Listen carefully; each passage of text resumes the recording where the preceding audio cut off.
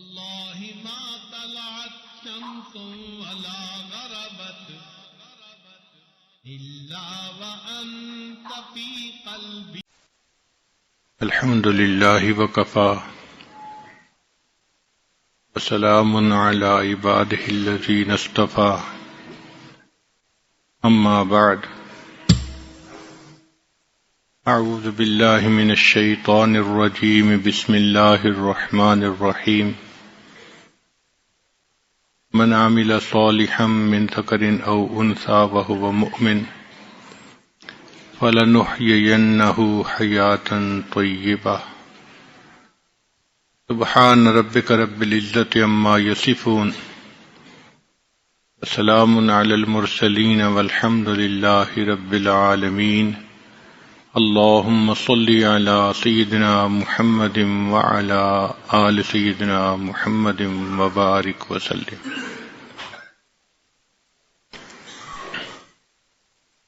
اللہ رب العزت کی نظر میں بندوں کی تقسیم دو طرح کی ہے. هو الذی خلقکم ومنکم کافر ومنکم مؤمن. وہ ذات جس نے تمہیں پیدا کیا، تم میں سے کچھ کافر ہیں اور کچھ مومن ہیں، کچھ ماننے والے کچھ نہ ماننے والے، کچھ دوست ہیں کچھ دشمن ہیں. یہ دو طرح یہ تقسیم ہے اللہ کی نظر میں. جو ایمان والے ہیں وہ اللہ کے دوست ہیں، اور جو کافر ہیں وہ شیطان کے دوست ہیں. اس دنیا میں انسانوں کی زندگی پہ غور کیا جائے تو چار طرح کی زندگی ہے. پہلی زندگی قالب کی زندگی، جسم کی زندگی. کافر کی زندگی قالب کے مزوں کی زندگی. ان کا مقصود زندگی کا یہ ہوتا ہے جسم کو لذت ملے، جسم کو سہولت ملے، جسم کو آرام ملے.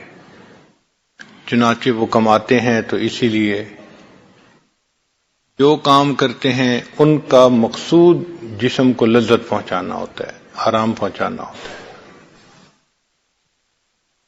کھانا پینا اور جماع یہ کافر کی زندگی کا مقصد بنا ہوتا ہے. چنانچہ جو شخص اس کو اچھی طرح کرتا ہے وہ بڑا خوش نصیب سمجھا جاتا ہے کفار کی دنیا میں. آپ غور کریں، ان کی تمام محنتوں کا نچوڑ آپ کو یہ دو چیزیں نظر آئیں گی. اتنی محنت کھانے پینے پہ ہو رہی ہے کہ آج سبزی اور گوشت کی سینکڑوں ڈشز بن چکی ہیں. 7 کورس میل کھایا جاتا ہے، اس کا پروٹوکول ہے. فاسٹ فوڈ کے نام سے روز نئے سے نئے کھانے سامنے آ رہے ہیں. آئس کریم کی 50 سے اوپر فلیورز بن چکی ہیں. یہ ونیلا فلیور ہے، یہ فلاں ہے. عقل حیران ہوتی ہے کہ کھانے پینے پہ اتنی محنت اور اس کی اتنی اہمیت، ایسے کہ جیسے انسان زندہ ہی کھانے کے لیے ہے. یأکلون کما تأکل الانعام، ایسے کھاتے ہیں جیسے کہ جانور کھاتے ہیں. جانور کی زندگی میں دو کام ہوتے ہیں، یا وہ کھاتا پیتا ہے یا جماع کرتا ہے. تو کفر کی زندگی میں بھی دو ہی کام ہیں، کھانا پینا اور اپنی شہوات کو پورا کر لینا. کیونکہ شہوت کو پورا کرنا مقصد بن گیا، اس لیے اس کو بھی پورا کرنے کے نئے سے نئے طریقے روز ڈھونڈے جا رہے ہیں. عورت نے اپنے بننے سنورنے کے لیے بیوٹی پارلر بن گئے ہیں. اگر آپ کبھی کسی دکان پر شیمپو پہ نظر ڈالیں، درجنوں کے حساب سے نام ہی یاد نہیں ہوتے. اس سے بال لمبے ہوتے ہیں، اس سے بال گھنے ہوتے ہیں، اس سے بال سیاہ ہوتے ہیں، اس سے بال نرم ہوتے ہیں. صرف بالوں کے اوپر اتنی محنت، اس کی وجہ یہ کہ مقصد جو زندگی کا یہ بن گیا. چنانچہ عورت اپنے بننے سنورنے میں آج لاکھوں روپیہ ضائع کر دیتی ہے. رشتہ داریوں میں اگر کوئی رشتہ ڈھونڈنا ہو تو لڑکوں کی طرف سے صرف جمال کو دیکھا جاتا ہے کہ لڑکی خوبصورت ہونی چاہیے، اس میں دینداری ہو یا نہ ہو اس کو نہیں دیکھا جاتا، الا ماشاء اللہ۔ اگر خوبصورت ہے تو بس سب کچھ ہے، اور لڑکی والے لڑکے میں مال دیکھتے ہیں، اگر امیر ہے، کاروبار اچھا ہے تو بس وہ سمجھتے ہیں سب کچھ ٹھیک ہے۔ تو ایک طرف سے مال دیکھا جاتا ہے اور دوسری طرف سے جمال کو دیکھا جاتا ہے۔ یہ آج کل کا معیار بن گیا۔ یہ زندگی حیوانی زندگی ہے، انسانی زندگی نہیں کہلاتی۔ چنانچہ قرآن مجید میں رب کریم ارشاد فرماتے ہیں اولئک کالانعام بل ہم اضل، یہ جانور ہیں، جانوروں سے بھی بدتر ہیں، اولئک هم الغافلون، یہ غفلت کی زندگی گزارنے والے لوگ ہیں۔ تو کفر کی زندگی بہائم کی زندگی ہے۔ ہاں، ان کے ماحول میں رہنے کی وجہ سے، ان کی تعلیمات سے متاثر ہو کے کچھ کلمہ گو بھی ایسے ہوتے ہیں جو انہی کا رنگ اختیار کر لیتے ہیں، ان کی پسند ناپسند بھی وہی بن جاتی ہے، وہ بھی کفر کے پرستار اور شریعت سے بیزار۔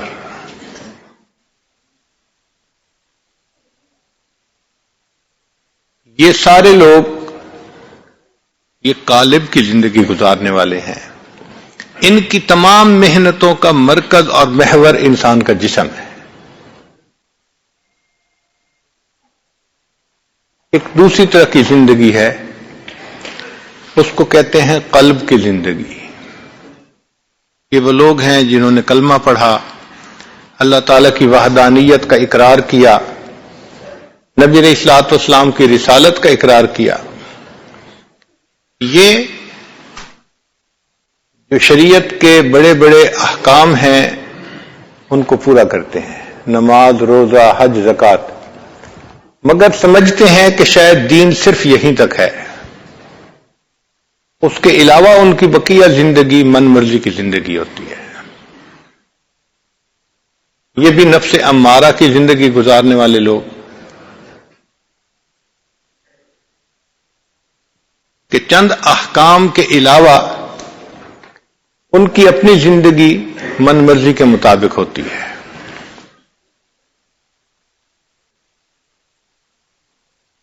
ان کو شیطان ذرا سی پھونک مارتا ہے تو یہ اس کے پیچھے چلنے کے لیے تیار ہوتے ہیں۔ یہ نام کے مسلمان، کہ نام تو مسلمانوں والا ہے، لیکن اگر کام دیکھیں تو کام سے مسلمان نظر نہیں آتے۔ چنانچہ علامہ اقبال نے عجیب اشعار لکھے ہیں نام ابلیس کے نام سے، فارسی کے اشعار ہیں۔ فرماتے ہیں اے خدا وندے ثواب و ناثواب، اے نیکی اور بدی کے پیدا کرنے والے پروردگار، خیر اور شر یہ دونوں اللہ تعالی نے پیدا فرمائے ہیں۔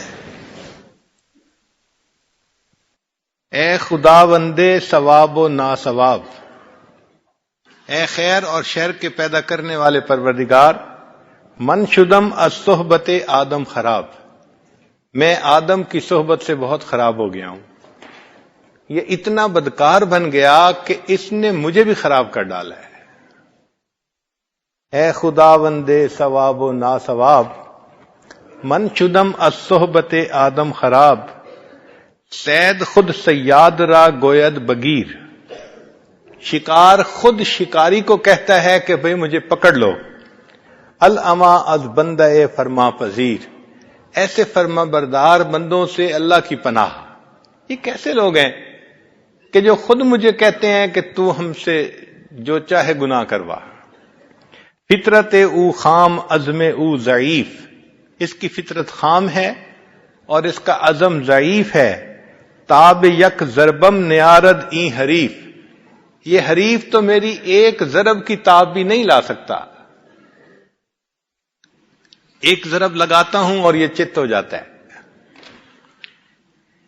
ابن آدم چیست یک مشت خس است، ابن آدم کیا ہے؟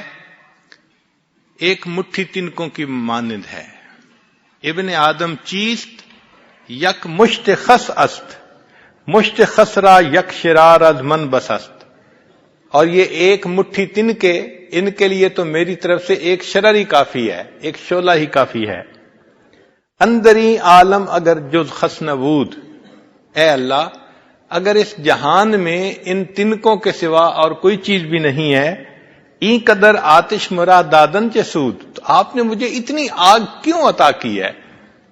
اے خدا یک زندہ مرد حق پرست، اے اللہ ایک کوئی مرد حق جو زندہ ہو ایسا مجھے دکھا دے.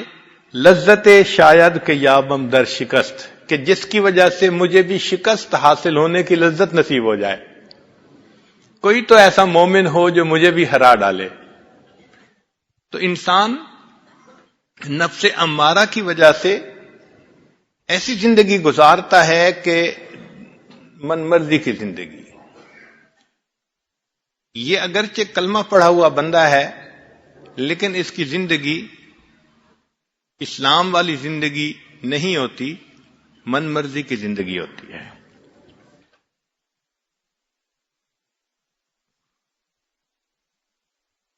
یعلمون ظاہرا من الحیات الدنیا وہم عن الآخرۃ ہم غافلون. دنیا کی زندگی کے بارے میں تو بہت اچھا جانتے ہیں مگر آخرت کے معاملات میں بالکل ان کی عقل کام نہیں کرتی. ایسے لوگوں کا مقصود صرف مال کمانا اور دنیا کی اچھی زندگی گزارنا. اس لیے وہ کہتے ہیں میرے مرنے کے بعد میرے بچوں کا کیا بنے گا. کبھی یہ بھی سوچا کہ بچوں کے مرنے کے بعد بچوں کا کیا بنے گا؟ یہ سوچ نہیں آتی کہ بچوں کے مرنے کے بعد ان بچوں کا کیا بنے گا. نہیں، میرے مرنے کے بعد بچوں کا کیا بنے گا. بھئی جو تمہارا پروردگار ہے وہ تمہارے بچوں کا بھی پروردگار ہے، اللہ ان کو رزق دے گا. مگر ان کی زندگی صرف مال کے کمانے تک محدود ہوتی ہے. اس لیے آج کے دور کا ایک بڑا فتنہ کیا ہے؟ یا لیت لنا مثل ما اوتی قارون، اے کاش ہمارے پاس بھی اتنا کچھ ہوتا جتنا قارون کے پاس تھا. انہ لذو حظ عظیم.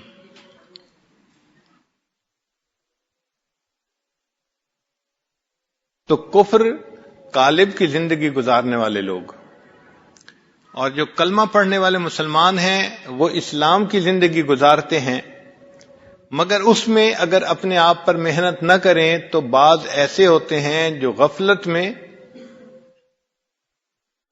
بہت ہی زیادہ حیوانی زندگی گزارتے ہیں.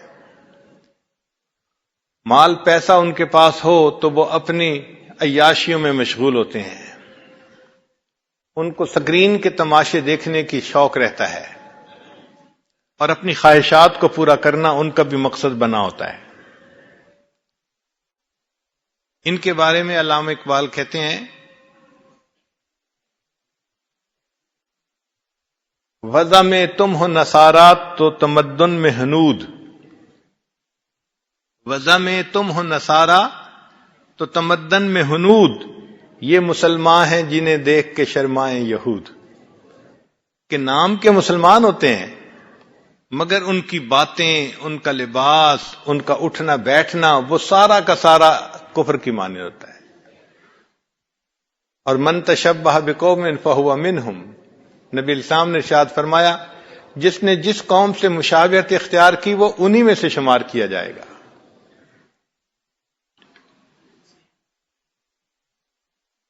یہ نفس امارہ والے لوگ ہیں جنہوں نے اپنے نفس سے محنت نہیں کی ہوتی بلکہ وہ اپنے نفس کی چاہتوں کو پورا کرنے میں صبح و شام لگے ہوئے ہوتے ہیں. یوں تو سید بھی ہو، مرزا بھی ہو، افغان بھی ہو، تم سبھی کو چھو بتاؤ تو مسلمان بھی ہو. فرقہ بندی ہے کہیں اور کہیں ذاتیں ہیں، کیا زمانے میں پنپنے کی یہی باتیں ہیں. تو کہنے کو مسلمان ہوتے ہیں لیکن اگر دیکھو تو آپس میں جھگڑے. یہ کتنی عجیب بات ہے. مسجد میں آنے والے، نماز پڑھنے والے، ادھر بھی داڑھی ادھر بھی داڑھی، ادھر بھی ٹوپی ادھر بھی ٹوپی، اور مقدمہ چل رہا ہوتا ہے مسجد کے بارے میں. نفس اتنا مضبوط ہوتا ہے کہ وہ اپنی خواہش کو پورا کرنا چاہتا ہے. آج جو یہ عدالتیں مقدموں سے بھری پڑی ہیں، یہ اس بات کی نشاندہی کرتی ہیں کہ دل وہ عداوتوں سے بھرے پڑے ہیں. جب دل عداوتوں سے بھرتے ہیں تب عدالتیں مقدموں سے بھرتی ہیں. بھائی بھائی پہ مقدمہ، پڑوسی پڑوسی کا مقدمہ، اور یوں کہنے کو ہم مسلمان بھی ہیں.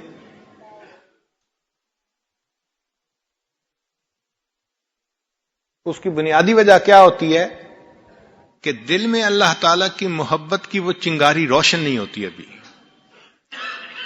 شاعر نے کہا، حقیقت خرافات میں کھو گئی، یہ امت روایات میں کھو گئی، لبھاتا ہے دل کو بیان خطیب، مگر لذت شوق سے بے نصیب.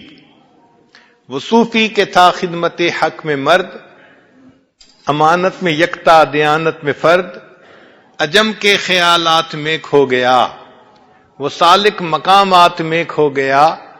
بجھی عشق کی آگ اندھیر ہے، مسلمان نہیں راکھ کا ڈھیر ہے.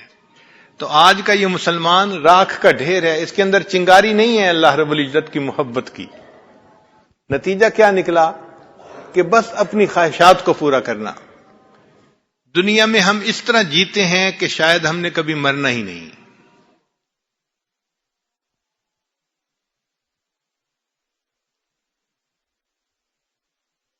ایک اور جگہ علامہ اقبال نے فارسی میں بڑے عجیب اشعار کہے ہیں. فرماتے ہیں، عقل تو زنجیر یہ افکار غیر، کہ نام کے مسلمان تیری عقل غیر کے خیالات کی بنی ہوئی زنجیر ہے. عقل تو زنجیر یہ افکار غیر، در گلوئے تو نفس از تار غیر. اور تیرے گلے میں جو سانس چلتا ہے وہ بھی غیر کے تار کا. بر زبانت گفتگوہا مستعار، تیری زبان پر جو گفتگو ہے وہ بھی کسی سے مانگی ہوئی ہے. در دلے تو آرزوہا مستعار، اور تیرے دل میں جو آرزویں ہیں وہ بھی کسی سے ادھار لی گئی ہیں. کمریانت را نواہا خواستہ، تیری کمریاں جو نغمے گا رہی ہیں وہ بھی کسی غیر کے ہیں. سروحایت را کباہا خواستہ، اور تیرے سراپا نے جو کپڑے پہنے ہوئے ہیں یہ پیرہن بھی کسی غیر کا پہنا ہوا ہے. آن نگاہ سر ما زاغ البصر، وہ ہستی کہ جن کی نگاہ ما زاغ البصر تھی کہ کجی کی طرف نہیں جاتی تھی. سوئے قوم خیش باز آید اگر وہ اللہ کے محبوب صلی اللہ علیہ وسلم دوبارہ اپنی امت کی طرف آ جائیں. لست منی گویدت مولائے ماں، تو میرے مالک میرے آقا یہ فرمائیں گے کہ تم میری امت میں سے ہی نہیں ہو. وائے ماں اے وائے ماں اے وائے ماں. تو حالت ایسی ہی ہے کہ نام کے مسلمان، لیکن کام دیکھو تو وہ مسلمانوں والے نظر نہیں آتے، وہ بھی حیوانوں والے ہی ہیں. ایک تیسری زندگی وہ ایمان والی زندگی ہے. اس میں انسان اعمال نیک کرتا ہے، دین کے کام کرتا ہے، علم پڑھتا ہے، ذکر اذکار بھی کرتا ہے، مگر اس کا تزکیہ نہیں ہوتا، نفس کا تزکیہ نہیں ہوتا، قلب کا تصفیہ نہیں ہوتا. نتیجہ کیا ہوتا ہے کہ وہ ظاہری گناہوں سے تو بچتا ہے، چھپے گناہوں سے نہیں بچتا. وہ گناہوں سے اس لیے بچتا ہے کہ لوگ کیا کہیں گے، بدنامی نہ ہو جائے. اللہ رب العزت کی عظمت کی وجہ سے گناہ کو چھوڑنا یہ چیز اس کے اندر نہیں ہوتی. چنانچہ جلوت متقیوں والی ہوتی ہے اور خلوت فاسق و فاجر والی ہوتی ہے. یہ آدمی گناہ تو موقع پہ کر بیٹھتا ہے چونکہ نفس بے قابو ہوتا ہے، مگر پچھتاتا بھی ہے، اللہ کے سامنے روتا بھی ہے، معافیاں بھی مانگتا ہے، مگر نفس کو لگام نہیں ڈال پاتا.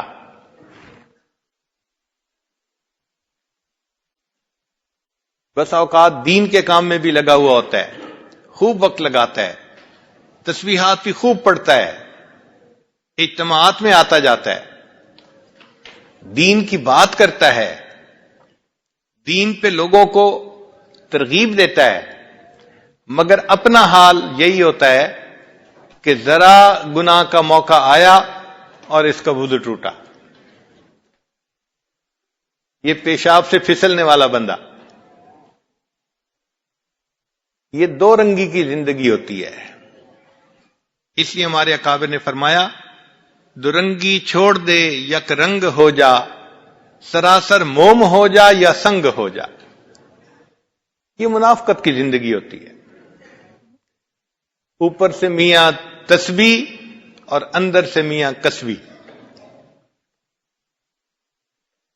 100 گناہ ہیں اگر فرض کرو شریعت میں تو یہ 90 کو چھوڑ دے گا، لیکن 10 گناہ ہوں گے. 95 کو چھوڑ دے گا، 5 گناہ ہوں گے.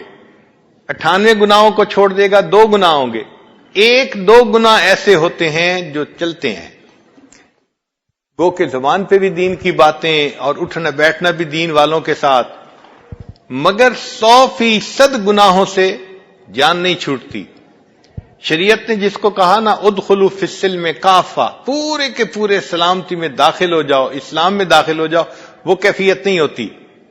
ہماری علاقائی زبان میں کہتے ہیں کنڈا وچے رہا، وہ کانٹا اٹکا ہی رہتا ہے، گناہ سے جان نہیں چھوٹتی. مہلک بیماریاں سینے میں ہوتی ہیں، تکبر ہے، عجب ہے، کینہ، حسد، بخل. ان تمام بیماریوں کے ساتھ یہ دین کی زندگی بھی گزار رہا ہوتا ہے.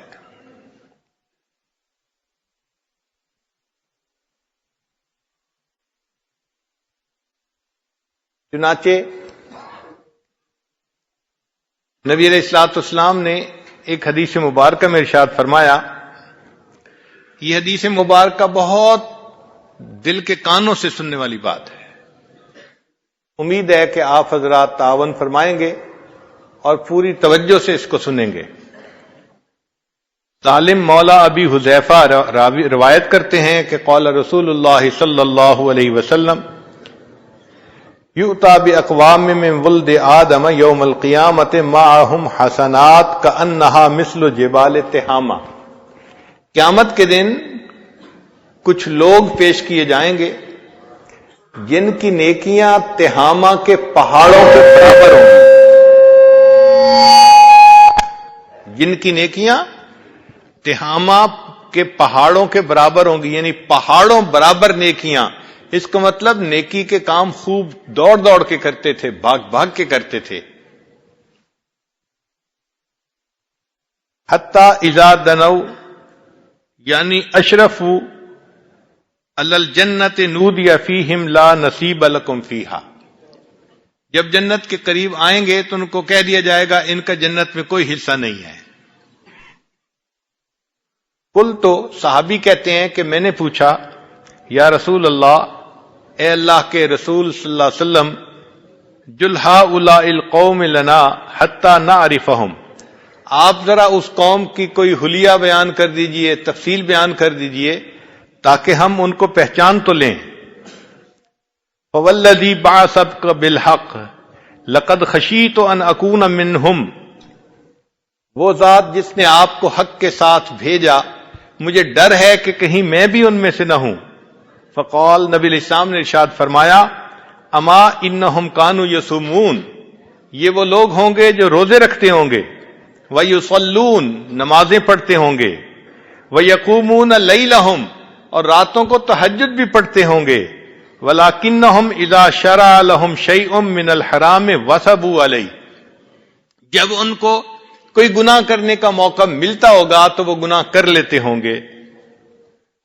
فَأَحْبَطَ اللَّهُ عَزَّ وَجَلَّ أَعْمَالَهُمْ، اور اللہ تعالیٰ ان کے کیے ہوئے عملوں کو ضائع فرما دیں گے. اب یہاں چند باتیں غور طلب ہیں کہ یہ وہ لوگ نہیں ہیں جو دین سے بیزار ہوتے ہیں، ان کے اعمال تہامہ پہاڑوں کے برابر نیکیاں ہوں گی. اور یہ صرف فرض نمازیں نہیں پڑھتے ہوں گے، یہ رات کی تہجد گزار لوگ ہوں گے، دیندار لوگ ہوں گے، اوڑھنا بچھونا دین ہوگا. مگر مسئلہ کیا ہوگا؟ مسئلہ یہ ہوگا کہ جب گناہ کا موقع ملتا ہوگا تو گناہ سے رکتے نہیں ہوں گے. نتیجہ کیا ہوگا؟ اللہ تعالیٰ ان کے کیے ہوئے عملوں کو ضائع کر دیں گے. اب ایک طرف تو پہاڑوں برابر نیکیاں ہیں اور دوسری طرف ان کو اللہ تعالیٰ قیامت کے دن ہوا منصورہ بنا دیں گے، مٹی بنا دیں گے. ایسا کیوں ہوگا؟ اس کی وجہ یہ ہے کہ یہ اللہ رب العزت کی پوجا کرنے کی بجائے اپنے نفس کی پوجا کرتے ہوں گے، اور یہ اللہ کے ساتھ شرک ہوگا. دیکھیں، ایک ہے ظن پرستی، زر پرستی، شہوت پرستی، نفس پرستی، یہ سب کی سب بت پرستی ہی کی اقسام ہیں. خدا پرستی کوئی اور چیز ہے. تو یہ اتنی نیکیاں کرنے کے باوجود بھی گویا بت پرستی کرنے والے لوگ ہیں. اللہ تعالیٰ قرآن مجید میں ارشاد فرماتے ہیں، افرأیت من اتخذ الہہ ہوا، کیا دیکھا آپ نے اسے جس نے اپنی خواہشات کو اپنا معبود بنا لیا. تو یہ اللہ کو معبود بھی بنا رہے ہیں مگر نفس کو بھی معبود ہی بنایا ہوا ہے، اس کی بھی عبادت کرتے ہیں، اس کے سامنے بھی جھک جاتے ہیں. نتیجہ کیا نکلا کہ اس شرک کی وجہ سے اللہ تعالیٰ کیے ہوئے عملوں کو ضائع فرما دیں گے. اللہ تعالیٰ نے قرآن مجید میں اپنے حبیب صلی اللہ علیہ وسلم سے فرمایا، لئن اشرکت لیحبطن عملک، اگر آپ بھی شرک کریں گے تو کیے ہوئے عملوں کو ہم ضائع کر دیں گے. ذرا غور کیجئے، یہ اتنا اہم مسئلہ ہے کہ کی ہوئی نیکیاں برباد ہو جائیں گی اور انسان قیامت کے دن خالی ہاتھ کھڑا ہوگا. لہذا یہ بہت ہی توجہ طلب بات ہے کہ ہم شریعت کی چند باتوں پر عمل کر کے خوش نہ ہو جائیں کہ جی ہم تو بڑے نیک بن گئے. دیکھنا یہ ہے کہ پوری شریعت پر عمل کرتے ہیں یا نہیں کرتے، اللہ کے سامنے پوری طرح اپنا سر جھکاتے ہیں یا نہیں جھکاتے. اور اگر منمانی کر لیتے ہیں، خفیہ گناہ کر لیتے ہیں، خلوت میں گناہ کر لیتے ہیں، تو اس کا مطلب یہ کہ ہم تو اپنے نفس کی پوجا کر رہے ہیں، جس کی وجہ سے قیامت کے دن پہاڑوں برابر نیکیوں کے باوجود جنت میں نہیں جا سکیں گے، جہنم میں جانا پڑے گا. ہمارے یہاں اکٹھے ہونے کا بنیادی مقصد یہی ہے کہ ہم اپنے نفس پر ایسی محنت کریں کہ نفس کو شریعت کی لگام پہنا دیں، 100% شریعت پر عمل کرنے کی ہمیں سعادت نصیب ہو جائے. ہم اس نیکی کے راستے پر چلے تو صحیح، لیکن 100 قدم تھے تو کسی نے 80 اٹھا لیے، کسی نے 90 اٹھا لیے، 100 نہیں اٹھا سکے. حسرت ہے اس مسافر مضطر کے حال پر جو تھک کے رہ گیا ہو منزل کے سامنے. کتنی عجیب بات ہے. لوگ بھی ہمیں دیندار سمجھتے ہیں اور ہمارا اٹھنا بیٹھنا ہے بھی دینداروں والا، لیکن 100% گناہ نہ چھوڑنے کی وجہ سے اللہ رب العزت کے دفتروں میں ہم نیک نہیں کہلاتے، وہاں ہم دو رنگی والے منافق کہلاتے ہیں. تو یہ بہت اہم نقطہ ہے کہ ہم پورے گناہوں کو چھوڑیں اور اللہ تعالیٰ کے سامنے اپنے سر کو جھکا دیں، ہر کام شریعت کے مطابق کریں.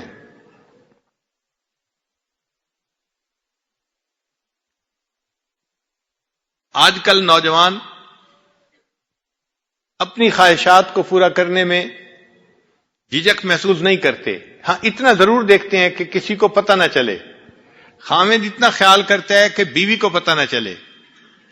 اس کے بعد اس کی ٹیلی فون پہ بات کہیں ہوتی ہے، میسیجز ہوتے ہیں، اس سے غم نہیں ہوتا. بیوی بھی اتنا دیکھتی ہے کہ خاوند کو پتہ نہ چلے. تو گویا ہم اگر گناہ سے بچ رہے ہیں تو کسی کی وجہ سے بچ رہے ہیں، اللہ تعالیٰ کی وجہ سے نہیں بچ رہے.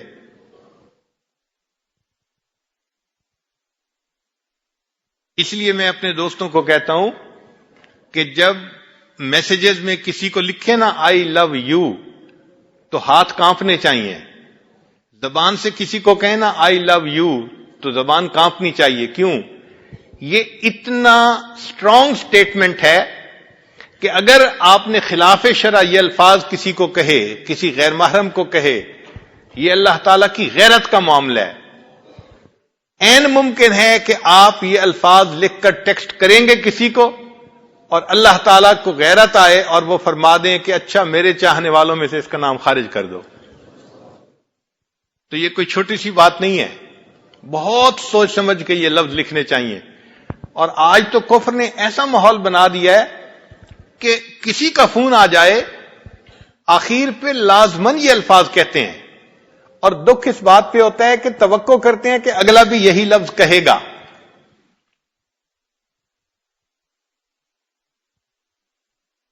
انٹرنیٹ اور سیل فون انہوں نے گناہوں کے راستوں کو کھول دیا ہے. اس لیے یہ انٹرنیٹ حقیقت میں انٹر انٹو دی نیٹ ہے، جال کے اندر داخل ہو جاؤ.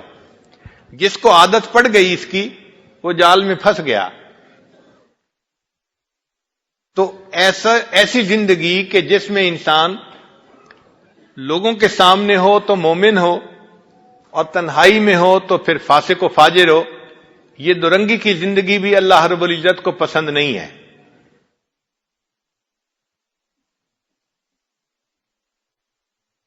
نفسانی محبتیں انسان کو اللہ تعالیٰ کی نظر سے گرا دیتی ہیں. جو اللہ تعالیٰ کی محبت چاہنے والے لوگ ہیں ان کو اس بات پہ بہت زیادہ محنت کرنے کی ضرورت ہے، ورنہ تو قیامت کے دن وہی معاملہ ہوگا. قرآن مجید میں ایک بڑھیا کے بارے میں فرمایا کلتی نقدت غزلہا من بعد قوت انکاسا، کہ وہ دھاگے کاٹتی تھی اور جب پوری کام ہو جاتا تھا اپنے ہاتھوں سے دھاگوں کو توڑ بیٹھتی تھی. تو جو آدمی نیکی بھی کرے، تہجد بھی پڑھے، اذکار بھی کرے، مجالس میں بھی آئے، مگر چھپے ہوئے چند گناہ بھی کرتا رہے، اس کی مثال اس بوڑھی عورت کی مانند ہے. اس نے بھی دھاگا تو کاتا لیکن کاٹنے کے بعد پھر اس دھاگے کو توڑ بیٹھی. ایک چوتھی زندگی گزارنے والے لوگ ہوتے ہیں قلب کی زندگی گزارنے والے، لیکن وہ احسان والی زندگی گزارتے ہیں. ان کو اللہ تعالیٰ نفس مطمئنہ عطا فرما دیتے ہیں اور ان کا نفس شریعت کے تابعدار بن جاتا ہے. تزکیہ نفس اور تصفیہ قلب کی سعادت ان کو نصیب ہو جاتی ہے.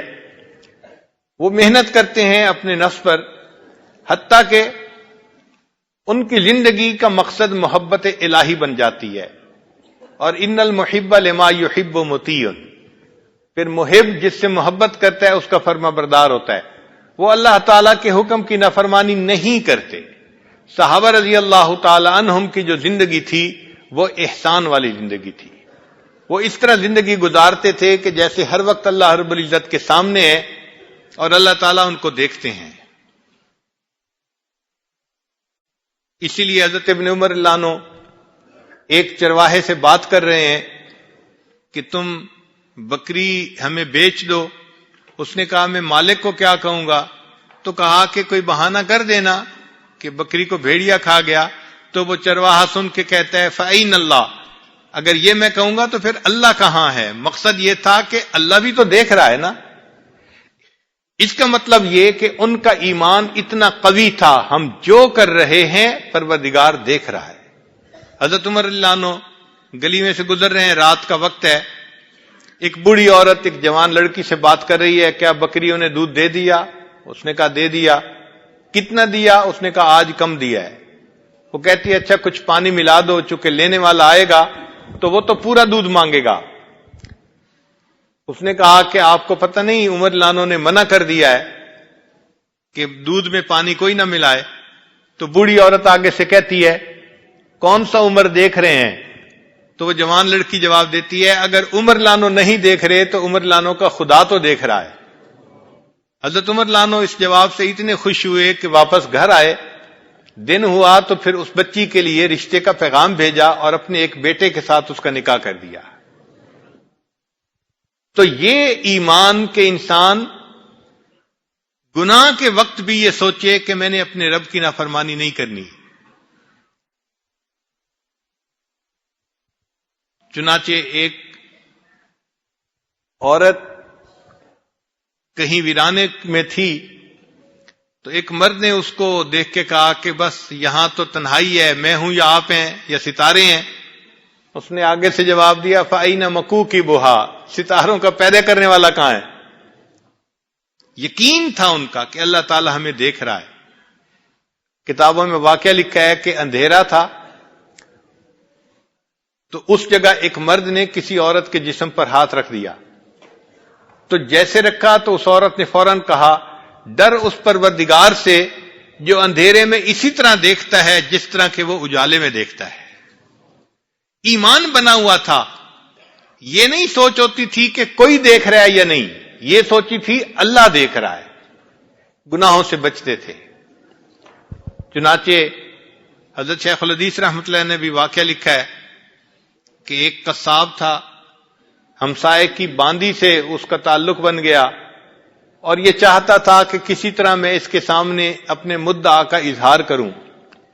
تو ایک دن اس کو موقع مل گیا، اس نے اس کو کہا کہ بس مجھے تم سے اتنا تعلق ہے کہ میں تمہارے بغیر نہیں رہ سکتا، میں ملنا چاہتا ہوں۔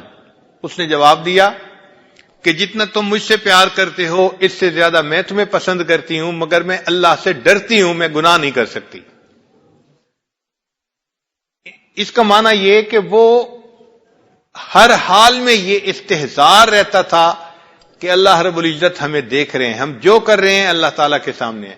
یہ استحضار ہمارا نہیں بنا ہوا، اگر ہمارا بنتا تو ہم گناہوں سے 100% بچ جاتے۔ اسی کو بنانے کے لیے ہم یہاں اکٹھے ہوئے ہیں، یہی مقصود ہے کہ ہم ایسا ذکر کریں اللہ تعالیٰ کے سامنے، ایسی سچی توبہ کریں کہ پھر اس کے بعد گناہ کا نشان زندگی سے نکل جائے۔ یہ نہیں ہوگا کہ ہم فرشتے بن جائیں گے، مگر اتنا ضرور ہوگا کہ نفس کے اوپر ہمیں اتنا قابو مل جائے کہ گناہ کے موقع پہ ہم گناہ کی طرف قدم بڑھانے کی بجائے اپنے رب کے حکم کی طرف قدم بڑھائیں۔ ایسے لوگ جو یہ چیز حاصل کر لیتے ہیں یہ مومن کامل کہلاتے ہیں۔ ہم تو زندہ ہیں کہ دنیا میں تیرا نام رہے۔ ان کی زندگی کا مقصد یہی ہوتا ہے کہ اللہ رب العزت کا پیغام دنیا کے اندر پھیلا دیا جائے۔ چنانچہ ایک خاتون نے کسی بزرگ سے اظہار مدعا کیا کہ میں آپ سے ملنا چاہتی ہوں، تو انہوں نے کہا کہ کیسے ہم کوئی عمل کر سکتے ہیں جبکہ ایک قاضی اور 4 گواہ ہمیں دیکھ رہے ہیں۔ تو عورت حیران ہوئی، کہنے لگی ایک قاضی اور 4 گواہ دیکھ رہے ہیں؟ وہ کہنے لگے ہاں، قاضی اللہ رب العزت کی ذات ہے اور 2 فرشتے میرے اور 2 فرشتے تمہارے، 4 گواہ بھی ہمیں دیکھ رہے ہیں۔ تو جب قاضی بھی دیکھ رہا ہو، 4 گواہ بھی دیکھ رہا ہو، تو پھر فرد جرم عائد ہونا آسان ہوتا ہے۔ ان کی بات ایسی تھی کہ اس بات کی وجہ سے اس عورت کو اللہ نے توبہ کی توفیق عطا فرمائی۔ آج تو گناہ اس لیے نہیں کیا جاتا کہ گناہ کے موقع نہیں ملتے، ورنہ موقع مل جائے تو الا ماشاء اللہ قسمت والے ہوتے ہیں جو گناہ سے بچ سکتے ہیں۔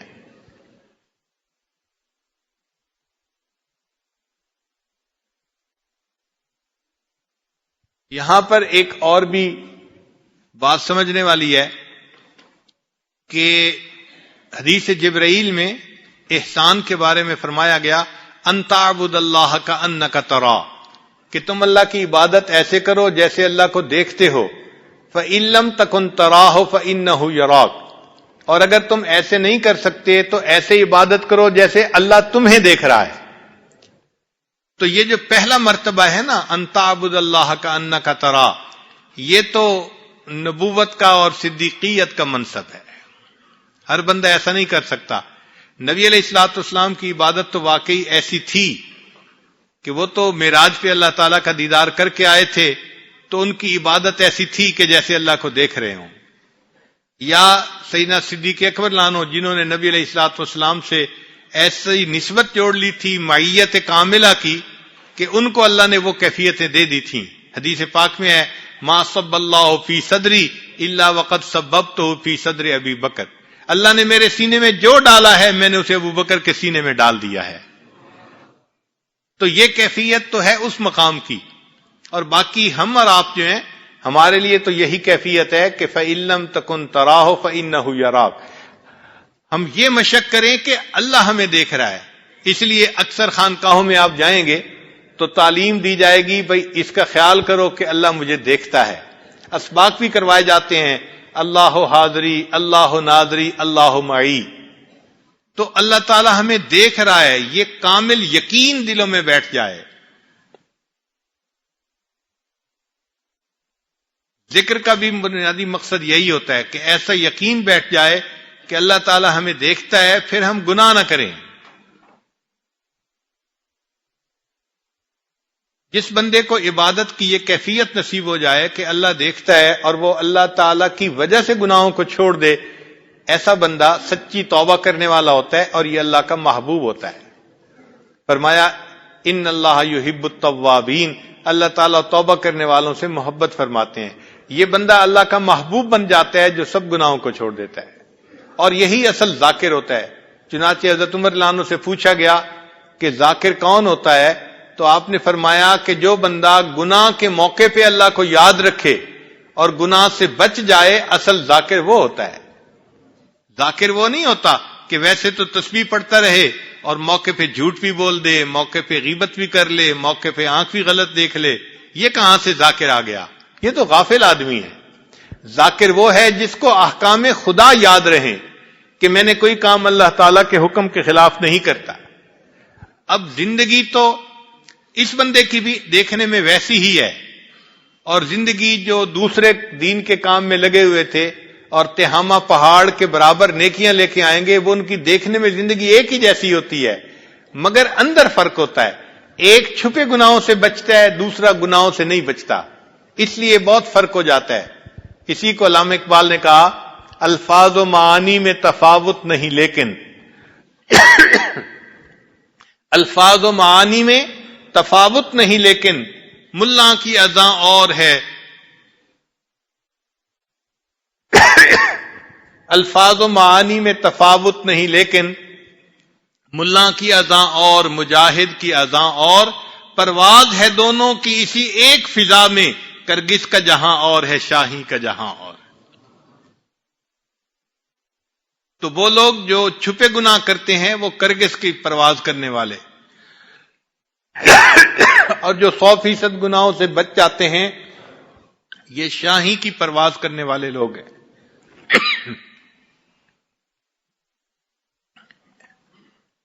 یہ لوگ ہیں جن کو اللہ تعالی سے سچی محبت ہوتی ہے۔ ہر کے عاشق شد جمال ذات را، اوست سید جملہ موجودات را۔ ہر وہ بندہ جو اللہ تعالی کی ذات کا عاشق بن جاتا ہے وہ باقی تمام موجودات کا سردار بن جاتا ہے۔ اس کو مقام تسخیر کہتے ہیں کہ دیکھنے میں یہ بندہ ہوتا ہے مگر اللہ تعالیٰ اس کو مقام تسخیر عطا فرما دیتے ہیں۔ اللہ تعالیٰ کا حکم اس بندے کے جسم پہ چلتا ہے اور پھر اس بندے کا حکم آگے مخلوق پہ چلتا ہے۔ سیدنا عمر رضی اللہ تعالیٰ عنہ کی مبارک زندگی کو دیکھ لیں، ان کا حکم زمین، آگ، ہوا اور پانی ہر چیز پہ چلتا تھا۔ چنانچہ کتابوں میں لکھا ہے کہ ایک دفعہ زلزلہ آیا تو سیدنا عمر رضی اللہ عنہ نے زمین پہ پاؤں مارا اور پاؤں مار کے کہا کہ اے زمین تو کیوں ہلتی ہے؟ کیا عمر نے تیرے اوپر عدل قائم نہیں کیا؟ اور یہ کہنے پر زمین کا زلزلہ ختم ہو جاتا ہے۔ تو زمین نے ان کا حکم مانا۔ ایک مرتبہ منبر پہ کھڑے ہوئے فرمایا یا ساریۃ الجبل، اور ان کا یہ پیغام ہوا نے سینکڑوں میلوں دور تک پہنچا دیا، تو ہوا نے ان کا حکم مانا۔ ایک مرتبہ مدینہ کے باہر سے آگ نکلی اور مدینہ طیبہ کی طرف بڑھنے لگی۔ سیدنا عمر رضی اللہ عنہ نے تمیم دار رضی اللہ عنہ کو بھیجا کہ جائیں اور آگ کو واپس لوٹا دیں۔ انہوں نے اپنی چادر ایسے لی جیسے کوڑا ہوتا ہے اور آگ کو مارتے تھے، آگ جہاں سے نکلی تھی وہیں واپس چلی گئی۔ آگ نے بھی ان کا حکم مانا اور پانی نے بھی ان کا حکم مانا کہ جب امیر لشکر نے خط بھیجا کہ مصر ہم نے فتح کر لیا ہے لیکن دریائے نیل کا پانی خشک ہے اور جب تک کسی جوان لڑکی کو اس میں نہ پھینکا جائے اس وقت تک پانی نہیں چلتا، ہمارے لیے کیا حکم ہے؟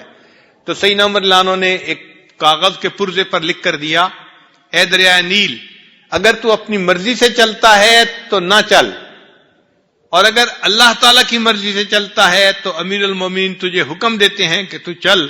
وہ رکا دریا میں ڈالا گیا، آج تک دریائے نیل چل رہا ہے اور سیدنا عمر لانو کی عظمتوں کے پھریرے لہرا رہا ہے۔ تو جو مومن کامل بن جاتا ہے پھر اس کا حکم مخلوق پہ چلتا ہے، اللہ اس کو مقام تسخیر عطا فرما دیتے ہیں۔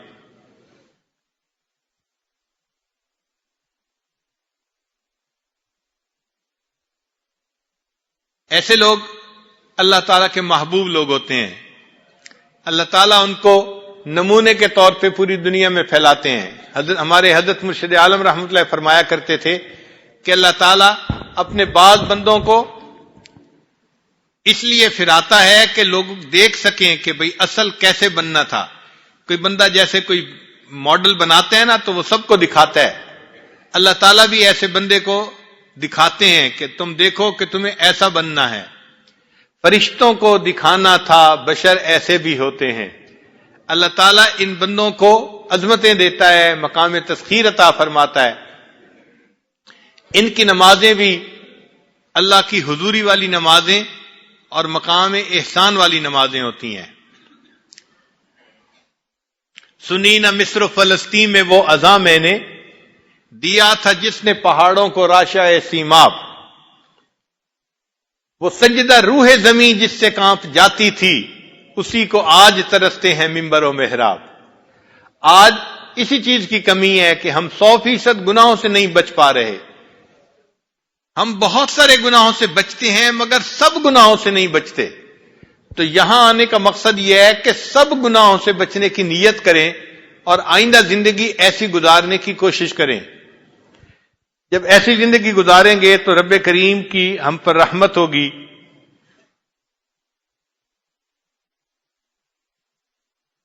تیرے دریا میں طوفان کیوں نہیں ہے، کیا ہوا؟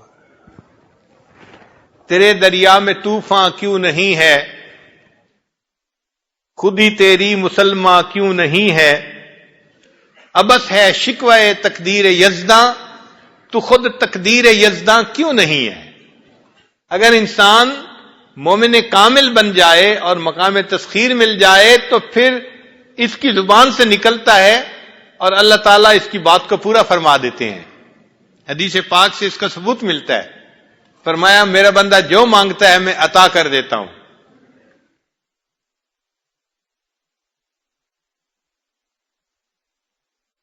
علامہ اقبال نے بڑے اچھے اشعار لکھے، عقل ہے تیری سفر عشق ہے شمشیر تیری۔ سفر کہتے ہیں ڈھال کو، اور انسان کو اللہ نے عقل اس لیے دی کہ وہ گناہوں سے بچ سکے۔ یہ عقل ڈھال بن جاتی ہے، گناہوں سے بچاتی ہے بندے کو۔ عقل ہے تیری سفر عشق ہے شمشیر تیری، میرے درویش خلافت ہے جہانگیر تیری، ما سوی اللہ کے لیے آگ ہے تکبیر تیری، تو مسلمان ہے تو تدبیر ہے تقدیر تیری۔ تیری تدبیر تیری تقدیر بن جائے گی، کی محمد سے وفا تو نے تو ہم تیرے ہیں، یہ جہاں چیز ہے کیا لوح و قلم تیرے ہیں۔ تو ہم انسان کامل بننے کی محنت کریں، 100% سر کے بالوں سے لے کے پاؤں کے ناخنوں تک تمام گناہوں سے بچنے کی کوشش کریں۔ ایک گناہ کر دینا، چند گناہ کر دینا، یہ نفس کی پوجا ہے اور اللہ تعالیٰ کو یہ بات بہت ناپسند ہے۔ تو آج کے بعد جب نفس گناہ کے اوپر ابھارے تو اس وقت فوراً سوچئے میں نے مشرک بننا ہے نفس کی پوجا کر کے، یا میں نے نفس کی مخالفت کر کے موحد بننا ہے، اللہ کی بات ماننی ہے۔ تو پھر آپ کے لیے گناہوں سے بچنا آسان ہو جائے گا۔ اللہ تعالیٰ ہمیں غفلت سے محفوظ فرمائے اور ہمیں اللہ تعالیٰ کامل ایمان والی شریعت والی زندگی گزارنے کی توفیق عطا فرمائے۔ ہم اس میں کمزور ہیں تو ہم اگر یہ کام نہیں کر پاتے تو اللہ تعالیٰ کے لیے تو یہ آسان ہے نا، تو اپنے آپ کو اللہ تعالیٰ کے سامنے پیش کریں کہ اے کریم آقا، ہم آپ کے عاجز مسکین بندے ہیں، بہت کوششیں کرتے ہیں ہر دفعہ توبہ کرتے ہیں، پھر توڑ بیٹھتے ہیں، پھر توبہ کرتے ہیں، پھر توڑ بیٹھتے ہیں، مگر میرے اللہ ہم آپ کے یہاں اس گھر میں حاضر اس لیے ہوئے ہیں کہ ہم 100% آپ کے فرما بردار بن کر زندگی گزارنا چاہتے ہیں۔ اے اللہ آپ ہم پر رحمت کی نظر فرما دیجئے اور ہمارے من کو صاف کر دیجئے۔ ہمارے لیے اپنے آپ کو دھونا مشکل ہے۔ اس کی مثال ایسی ہے کہ ایک بچہ چھوٹا ہوتا ہے نا، تو وہ اپنے آپ کو گندا تو کر بیٹھتا ہے، لیکن وہ اپنے آپ کو دھونے کے قابل نہیں ہوتا، تو پھر وہ رونا شروع کر دیتا ہے، ماما ماما، شور مچانا شروع کر دیتا ہے۔ اور ماں جب اس کو دیکھتی ہے تو ماں نفرت نہیں کرتی، ماں سمجھتی ہے بچہ ہے، نادان ہے، اس نے کپڑوں میں ہی جو ہے گندگی کر دی، تو وہ اس کو لے جاتی ہے اور جا کے دھو لیتی ہے، خوشبو لگا لیتی ہے، پھر اس بچے کو سینے سے بھی لگا لیتی ہے۔ تو اسی طرح ہم گناہ کر بیٹھتے ہیں تو ہم کم از کم اللہ اللہ اللہ اللہ کو پکاریں تو صحیح نا، کبھی تہجد پڑھ کے، کبھی نماز پڑھ کے، کبھی تلاوت کر کے کہ اے کریم آقا ہم پر رحمت کی نظر فرما دیجئے۔ ہمارے لیے ستھرا ہونا مشکل ہے، آپ کے لیے تو ستھرا کرنا آسان ہے، آپ کی ایک رحمت کی نظر ہوگی اور بیڑا پار ہو جائے گا۔ اور ویسے بھی قرآن مجید میں اللہ تعالیٰ ارشاد فرماتے ہیں وَلَوْلَا فَضْلُ اللَّهِ عَلَيْكُمْ وَرَحْمَتُهُ مَا زَكَا مِنْكُمْ مِنْ أَحَدٍ أَبَدًا، اگر اللہ کا فضل اور اللہ کی رحمت تمہارے اوپر نہ ہوتی تم میں سے کوئی بندہ کبھی بھی ستھرا نہ ہو سکتا، وَلَٰكِنَّ اللَّهَ يُزَكِّي مَن يَشَاءُ، اللہ جس کو چاہتے ہیں ستھرا کر دیتے ہیں۔ تو جب اللہ ہی نے ستھرا کرنا ہے تو مطلب یہ کہ ہم اللہ کا دروازہ کھٹکھٹائیں، اللہ کی بارگاہ میں عاجزی کریں، روئیں دھوئیں، معافی مانگیں، اے اللہ ہم نے زندگی گناہوں میں گزار دی، اب تو بال بھی سفید ہو گئے، اے کریم آقا اب تو اس نفس کی زندگی سے جان چھڑا دیجئے، اب تو ہمیں اپنا بندہ بنا لیجئے۔ انشاءاللہ جب ہم یہ دعائیں کریں گے اور اللہ تعالیٰ سے مانگیں گے تو اللہ تعالیٰ کی رحمت کی نظر ہوگی اور اللہ تعالیٰ ہمارے لیے پوری شریعت کے مطابق زندگی گزارنا آسان فرما دیں گے۔ اللہ تعالیٰ ہمیں مقام احسان والی زندگی نصیب فرمائے۔ ان تعبد اللہ کأنک تراہ فإن لم تکن تراہ فإنہ یراک، اسی کا نام تصوف ہے اور یہی انسان بننے کی محنت ہے۔ اللہ تعالیٰ ہمیں ایسا بن کر زندگی گزارنے کی توفیق عطا فرما دے۔ وآخر دعوانا ان الحمد للہ رب العالمین۔